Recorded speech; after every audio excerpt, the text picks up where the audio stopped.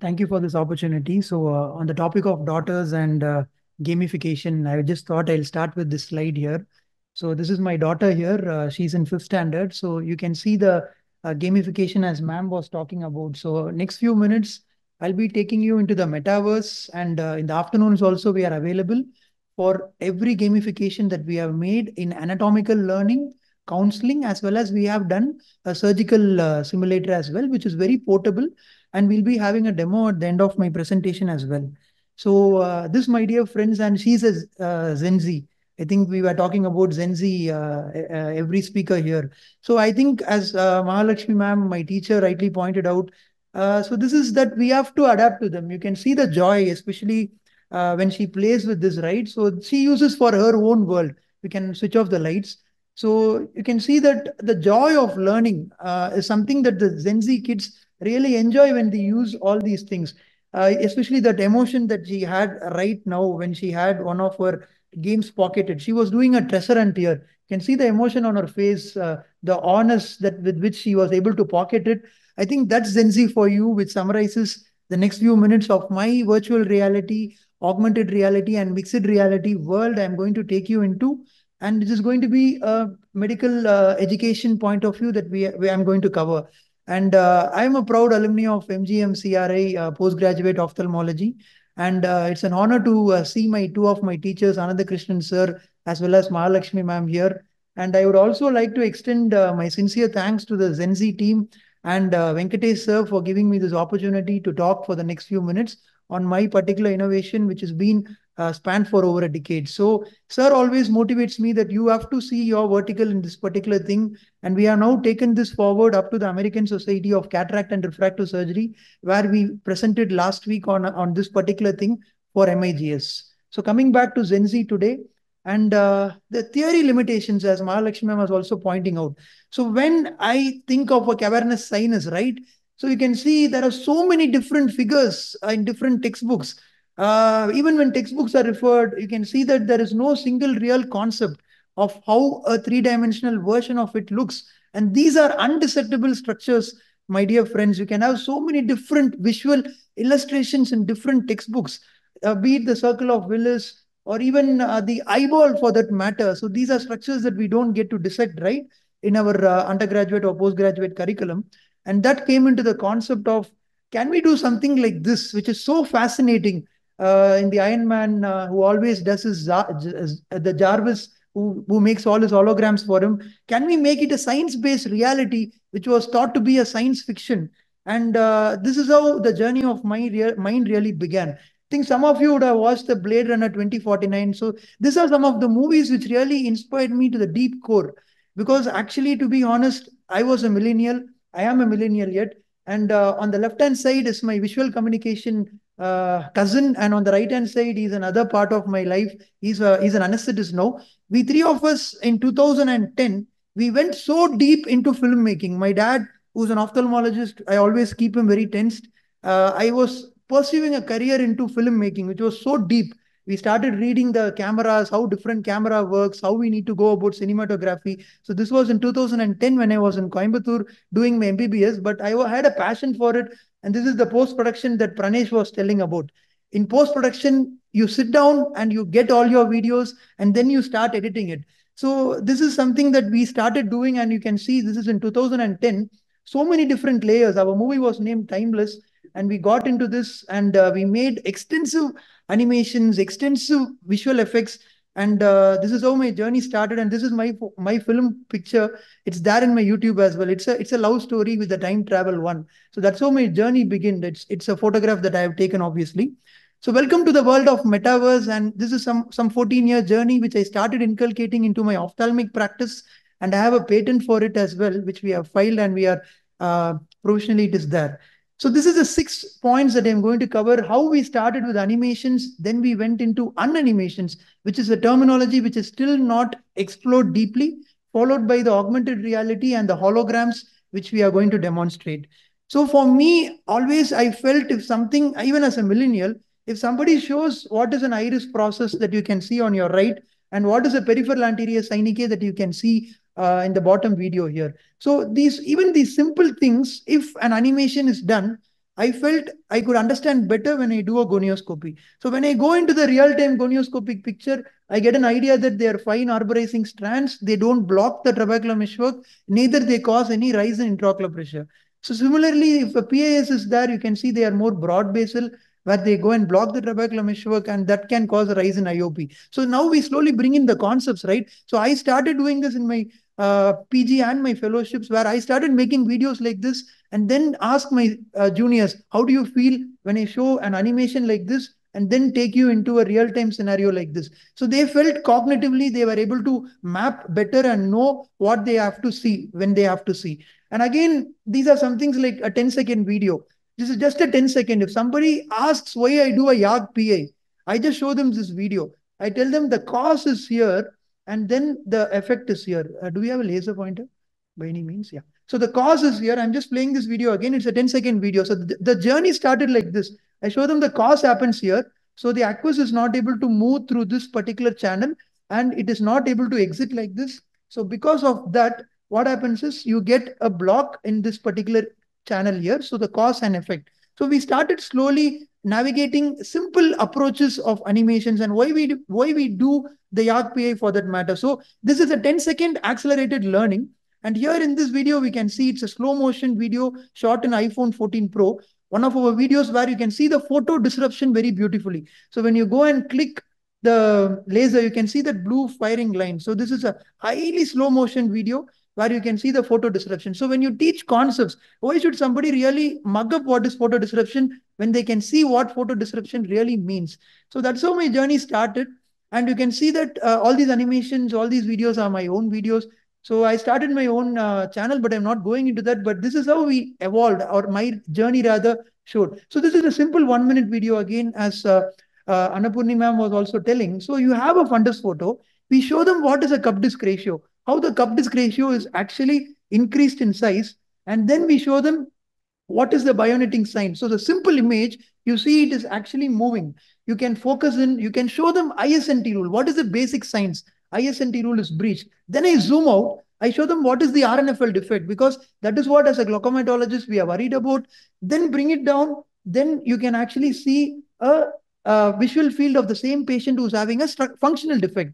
Then a OCT of the same patient is put and the transparency is reduced, and then we show the ganglion cell layer defect and the RNFL defect again. So a simple 1 minute video, again you can see, this is a 1 minute video where we can convey concepts for a neophyte, postgraduate, undergraduate, or even a glaucoma fellow who joins in. A simple concept can be accelerated. So I started publishing these videos in a PubMed Index journal.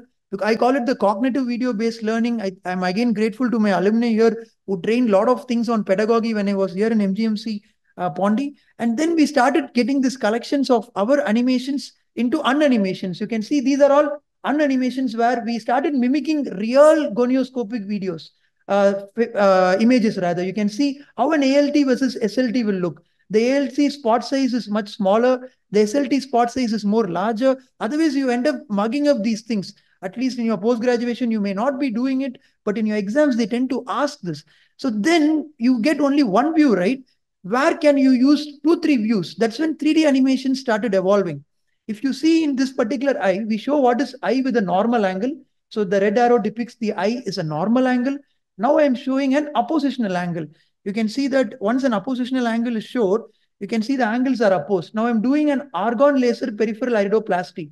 So once an argon laser peripheral iridoplasty is done, you can see how the opposition angle is opening up. You can see how it opens up because the peripheral iris is getting shrunk.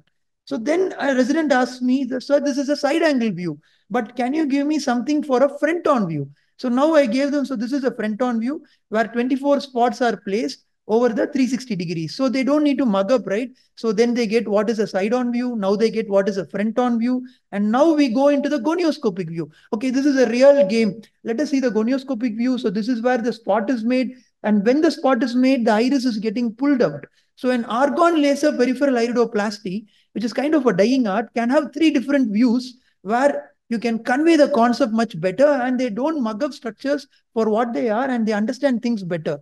So this is my YouTube channel. I'm still a baby in YouTube. I have around 3,000, 2,700K followers, but we are making the whole curriculum a video-based animative module, simple 1 minute, 30-second shots, so that you can actually take things forward. And a cumulative of, I have 1/8 of a million, I have a long way to go. But that's how I learned from Pranesh as well as from Annapurni ma'am, who are all very good YouTubers. So once you start creating the unanimated models, so now you see we are moving into the three-dimensional spectrum where where unanimations, we try to make the cavernous sinus for what they are, the circle of Willis for what they are, which I told that these are structures that we never get to dissect. Can we really do it? We had to sit with the Cunninghams, made these structures in the Maya 3D software where you have to read each turn how it took place. So it was kind of, again, I showed you, right? It's a 14-year journey. Though I had plans of filmmaking, I had to bring it back into ophthalmology and then bring it in such a way that we started making all these models in 3 dimensions in unanimations. Even the fundus, you can see it's not an animated model, it's a real-time fundus image that you see in a OPD setup. So then we started collecting these collections, a normal autofluorescence infrared, then you have a flecked retina model, autofluorescence infrared, because ophthalmology is a beautiful imaging field. So the multimodal of imaging of different facets, retinitis pigmentosa, a glaucomatous retinal nerve fiber layer defect, myelinated nerve fibers, and the collection just keeps on going, a neovascularization elsewhere. So then we went into the augmented reality. So now, can we give 3D in 3D itself rather than making 2D animations of multiple angles? Can we give a single facet in a smartphone? So that is when we developed this particular software. On the right hand side of your screen, you are seeing exactly what the phone is actually showing. And on day one, you can train your students in such a way that once you move your phone accordingly, like you can see here now, when your phone is taken down, it will go in and you'll be able to see the fundus in a more closed zoomed view. So you can see now the same video is synced in such a way. Now the user is taking it down or the teacher is taking it down. And on day one, he is orienting the students. This is the macula. This is the fundus. This is where you have to see. In undergraduation and all, I had a huge confusion. Is the iris behind or is the ciliary body behind? I was having this confusion for a long time. So these are some basic anatomical orientations that you can get oriented on day one in your medical practice. Again, this is a phone screen recording that we have done of the cavernous sinus. So these are some of the structures you get to see on day one. Again, you can see we are moving the eyeball, going in, seeing the angle for what they are. So before you do a gonioscopy, you have to really take them and show this is what you are going to see. Otherwise, it's like, are you seeing the angle? And he's going to say, yes, yes, sir, I'm seeing it, because he doesn't want us to disappoint or he doesn't want to feel that he's not seeing it correctly. Again, you can see we take him into the fundus, show him what a splinter hemorrhage is that you see for a normal tension glaucoma. Then you can use your filters. There are different filters. As I told you, right, the more imaging that you do, this is again an RNFL defect. So you can always have a red-free filter again here with infrared imaging. You can see how the RNFL defect is. And the collection just keeps on going with this holograms that we made with the smartphone that we started off, which was a very basic one, which had some limitations which we need to address.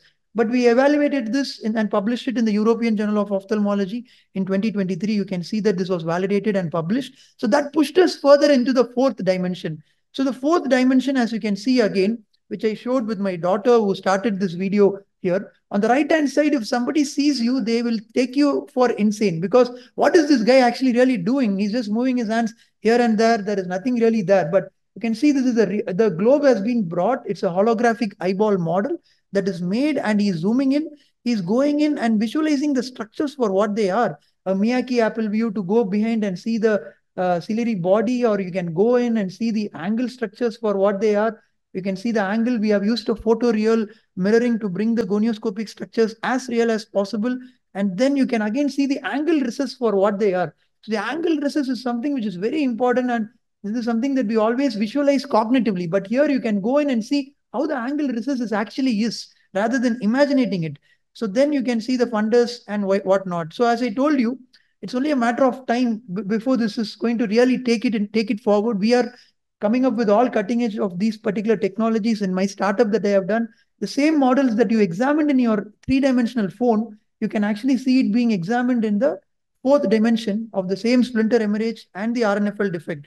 So again, the RNFL defect tracing can be beautifully shown in this particular area, where you can see that the teacher can actually show how you have to really see the RNFL defect. So once you show them the exact way, the exact extent the arcuate defect is, the students will really understand much better, and it will help you in evolving accelerated learning for the neophytes and the fellows. And multimodal imaging is something that is very, very popular, sometimes even for low vision rehabilitation counseling. And neuro-ophthalmology is something that we really plunged into. The complex neuro-ophthalmic structures we made, we reduce the transparency of the brain, and you can just go in and see each nuclei, each nerve pathway, and you can keep the book side by side and really understand things for where they are. So this is a museum that we have made, and we keep adding on to this. You can see all the holograms that we have done with real images at our center at Trichy, and each hologram is a different anatomical site of its own, and you get to learn a lot of different things. It's an empty museum that we have at our center, but once you wear your goggles, it's as simple as it. You just enter into the world of metaverse to see, and this is very promising, my dear friends. Of course, we end up publishing it in the August issue 2023, and we are pushing us more further into the OCT evaluation. So how we can really go into the surgical field, because if a posterior polar cataract is there, can we have a OCT filter and show at which level can we do the hydrodissection versus hydrodelineation?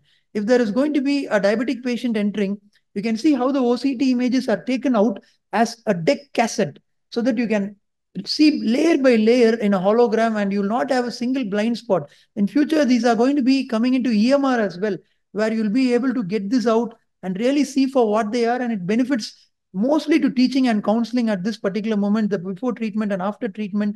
Even a basic striate keratopathy that we see as ophthalmologists in early stages, when you have a real idea of the different level of uh, layers that the cornea undergoes before it heals from a striate keratopathy that we see with an SACS or a phacoemulsification, it really makes a lot of difference. You can see this is the imaging that we did, and every follow-up of that particular patient was done in this particular area. And even any cataract that you plan, again, you can have a good three-dimensional orientation of it. And every one of them that you would have seen in Gray's Anatomy or in the other things that the previous speaker showed, you'll be wearing it and you'll be cognitively planning your surgery, how I need to go about it. So this is how I'm going to go about my surgeries. I feel orbit and oculoplasty have a much bigger role compared to cataract. And that is something that we are started to explore. And our platforms, we made sure we got all our apps in every platform as possible. And we moved into surgical innovations, which is the last part of it. So you can see that this is the metaverse here. On the left-hand side, it's a live coding. So the code that we have created, when he moves the hands, so this is what he sees in his eyes. So it's like the Johnny Quest that the millennials, I think we were all more obsessed with Johnny Quest. So he's now taking the eyeball and then the stent. The MIGS is, which is something that is upcoming and very blooming, right? So we took the MIGS as one and we took the stent, and now he's placing the stent into the angle. So when it is placed in the right plane, a green light, it's up suggesting that it is done right. So three-dimensional spatial surgical orientation can be trained 30 times, 50 times or not more. And then you can take them into the real world. And there it is a portable simulator, which is much more economical compared to the others available in the market. So can pass the 3D puzzles as well. So these are something that we made for the love of learning. We printed all the structures that you don't get to really see. We printed it. Once we made it, there was no point in not having it done printed. Can I have the model, the circle of Willis model? Yeah. So we made this particular structures and we made the prototype printed as well for the traditional teachers. Can we really bring it in a printed format? And this is something that is very fascinating. So once you have really constructed the models for the exact layering that you have done, so I'll just pass around this circle of Willis for the benefit of the attendees here. So these are structures that was never really thought on for 3D printing. 3D printing was focusing its energy on so many other things, but can I really see a circle of Willis for what they are? Because these were the questions that we were asking, and we went ahead and printed all this in a polylactic acid material as well. So, of course, then this is my publication of the same. So the other part is the touch. So when we started making all this with the feedbacks that we were getting from all the seniors and the doyences, so can you bring something in the phone where you can use the touch to navigate and play along with it? Because this is another feature that the Zenzi will really benefit, and the element of subtraction. So this is a subtractive module, which is very interesting actually, my dear friends. So the previous models were all smartphone based or holographic based. They can see what I have given. They cannot choose according to what they want. But then one of the Zenzi people told me, or when I play with my daughter, she gives me a lot of ideas regarding this. Can I choose what I want to see? and I not see what I don't want to. So then what we did, the same holograms, we gave buttons. You can choose to remove the skin or you can choose to remove the skull. So you can see once you start playing with this, you will remove structures that you don't want to, and you will have your own holograms. So particularly if you are learning one particular structure today, the third nerve, it starts from the nucleus and it goes to a certain pathway. You will click only those four structures and you'll have only those four for you to actually demonstrate. So this is subtractive learning, which is more important because now I'm giving the power to the user. He subtracts things that he doesn't want to. He has structures that he wants to. And now he goes in and he learns the anatomical relation. How is the superior relation to it? How is the inferior relation to it? So these are things that he chooses. And this is called the virtual dissection or the subtractive learning with augmented reality that I like to fondly call, where he, with his fingers, he chooses this. I don't want this. I choose this. I want this. And then we started evolving and training our MLOPs and even the undergraduates. So sometimes I give them a direct ophthalmoscope and I tell them, how do I see the fundus? So it takes a lot of time. Now you see, in this, I tell them, move your phone towards the pupil. So when they move it into the pupil, they go in and then they come out. So this particular angulation gave them a three-dimensional orientation and a three-dimensional feel. So again, I'm just showing it. So when you move in and when you come out, so the phone was used like a direct ophthalmoscope. So you can see that again, it's going in and then you come out. So this 10, 20 times the 3D cognitive movement that you do with a smartphone, which serves as a direct ophthalmoscope, your MLOPs or your undergraduates or even your PGs, direct ophthalmoscopy, you get them trained even on day one with these simulators and medical education or gamification learning, as even Mahalakshmi ma'am was actually pointing out. Obviously, it works well for e-counseling. So I took it very seriously. I started with filmmaking, but then I have my own startup now. It's a registered, proper registered startup. It comes under our hospital as well. It's named as Mahatma Center of Moving Images Private Limited. And now we are a team of 8. It was a journey that I started with my undergraduate or postgraduate batchmates. But now I think we are taking it very seriously. We have made a startup. We have registered it. And for the love of teaching, as Pranesh was telling, teach to reach. It's all for the love of teaching, finally, that we started bringing unanimations into it, augmented reality into it. And what are the other things that we can, I'm getting a lot of ideas from the previous speakers who spoke in front of me. And this is just a journey. And these are all the QR codes of the talks or the applications that I showed. And some of it you'll have to contact us, which we'll be able to help you. And you can get us at www.mcma.in, and I'll be sharing that as well. So this is all eccentric learning, my dear friends. So I'll just end up with this one image when we'll have the demo. So in this image, we can have the lights on. You can see that it was one of the ACRS award-winning images of mine, where we used a diabetic retinopathy veins as a roots, and the fruits were the fundus images. So I think eccentricity and the love of these kind of teaching, right? These things are what is the order of the day, and a lot of Gen Z interaction that I get. And that's what keeps me going. I get a lot of ideas when I meet a lot of Gen Z people, being a millennial, and these are some of all our images that has won in ASCRS as well as in other conferences, to name a few. So imaging is something that is very close to me. Ophthalmology being an imaging field, I think we have to take it more seriously for the love of medical education. And this is going to be the future of e-learning. So we'll be having the demo as well. And once again, I would like to thank Venkatesh sir for giving me this opportunity to speak on all these facets of work that we are doing at our center in Trichy. And also Naveen sir, and also it's a honor to actually speak in front of my teachers, Ananda Krishnan sir and Mahalakshmi ma'am. I just wanted to show all the models here. So you can see that we have loaded the circle of Willis in 3D. You don't need to touch it, Navneet. You can just move around and show the models. You can see the cavernous sinus in 3D. You can walk around. As you walk around, let them know the different angles of these models. Yeah. First walk around, just go around and show all the models first before you touch. So this is the whole brain here. We have reduced the transparency of the brain. Just walk around the models, Navneet. Go in to all the models, show the models how they are in 3D. So as he moves in different plane, can you take your focus into the brain? You don't need to touch it. Just go. Yeah, you can sit and show also. Yeah, you can see that the brain has just fall down. He's now sitting along with the brain. We have reduced the transparency of the brain so that you can see the optic chiasma, the cavernous sinus for what they are, because only when you see it in 3D, that's when you will be able to replicate in 3D. So structures that you don't get to dissect in 3D, and eye being one structure that when you enucleate, you rarely get to really have your hands on as a resident. Can you do the ophthalmoscopy, Navneet? You don't need to touch it. You can go into the pupil. So the model is right here. So you may think he's insane because that's what it looks from the outside world. But now you can see that the whole model has been done. We have removed the skull. We have removed the skin. I just want you to do the direct ophthalmoscopy demonstration through the pupil if it's possible. And you can see now he's trying to go into the pupillary area to see the direct ophthalmoscopic view. So now he's going into the pupil. Watch his movement. He's now moving forward. Once he goes into the pupil, he's able to see the fundus. Now come back, Navneet. He's now coming back, and that's it. Again, go in, go in. So this movement, right? When you do it in your practice 10, 20 times in a simulator, and day one, when you enter as a postgraduate with a direct ophthalmoscopy in your hand, it makes a lot of difference. And see all the recti muscles as to how they are.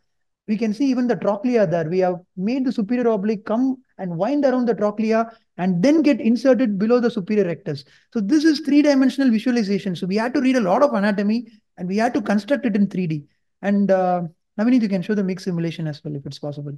So this is neuro-ophthalmology or ophthalmology. Then in fundus, you can have different pathologies. A retinal pathology, you can have a glaucoma pathology. And this is our MIGS simulator that we did and we presented in the ASCRS last week along with Venkatesh sir and my mentor Satyan sir. So what we did is we wanted to gamify learning, as Mahalakshmi was also pointing out, how we can gamify learning to bring in that aura. I wish all of you will use it in the afternoon and you can share your feedback. So it will be an awe factor because the Gen Z kids need that awe factor and we are trying to give them that awe factor in bringing them into it.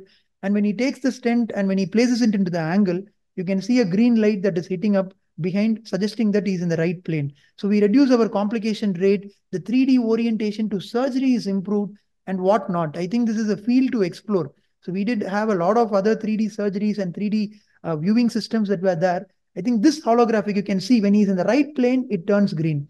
So these are some gamification features which serves that your cognitive skills are in the right track. You're not in the wrong plane. So thank you for the opportunity once again. Thank you.